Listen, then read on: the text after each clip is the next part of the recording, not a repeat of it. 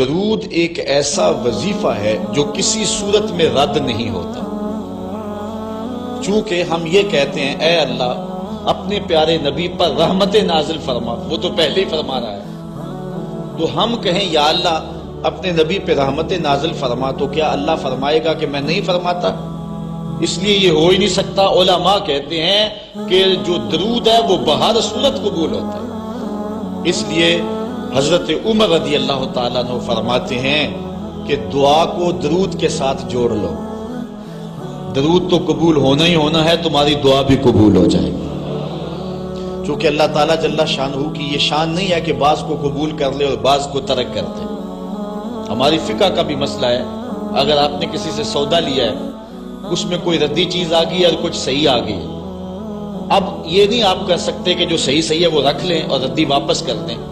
یا تو وہ صحیح کے ساتھ ردی بھی قبول کرنا پڑے گی، اور یا پھر جو ہے وہ صحیح بھی واپس کرنا پڑے گی.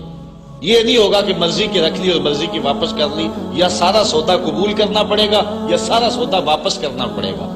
تو اللہ تعالیٰ جل شانہ کے حضور جب درود کے ساتھ دعا مانگی جائے تو پھر اللہ تعالیٰ جل شانہ اس دعا کو چھانٹ کے الگ نہیں کرتا کہ میں نے یہ نہیں قبول کرنی. درود کے ساتھ جو مانگی ہوئی دعا ہے اللہ وہ بھی مستجاب فرما لیتا ہے، وہ بھی قبول فرما لیتا ہے. درود پاک وہ بابرکت عمل ہے کہ جو اہل ایمان کو تعلیم دیا گیا. علماء نے لکھا کہ زندگی میں ایک مرتبہ درود شریف پڑھنا فرض ہے، اور جب حضور علیہ السلام کا نام لیا جائے اس وقت درود پڑھنا واجب ہے. اس کے علاوہ بھی وجوب کے اور بہت سارے مقامات علماء نے بیان کیے، اور نمایاں 40 مقامات علماء نے بیان کیے جہاں درود شریف پڑھنا مستحب ہے.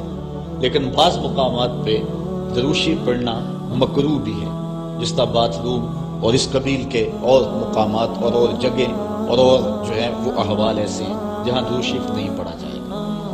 باقی درود شریف وہ بابرکت وظیفہ ہے، وہ مقبول بارگاہ عمل ہے کہ جس کو جتنی بار مرضی پڑھو، ایک تو طبیعت میں اکتاہٹ نہیں ہوتی، انسان تھکتا نہیں، اور دوسرا اس عمل کی برکتیں اتنی ہیں، اس کا ثواب اتنا ہے کہ حضور نبی رحمت صلی اللہ علیہ وسلم کا فرمان حضرت ابو ہریرہ رضی اللہ تعالی عنہ سے سماعت کر لیجئے کہ حضور علیہ السلام نے ارشاد فرمایا من صلی علیہ صلاۃ واحدۃ صلی اللہ علیہ عشرا، جو میرے اوپر ایک مرتبہ درود پڑھتا ہے اللہ تعالیٰ اس پہ 10 رحمتوں کا نزول فرماتا ہے. یہ اس بابرکت وظیفے کا نتیجہ ہے جو بندہ مومن کو نصیب کر دیا جاتا ہے.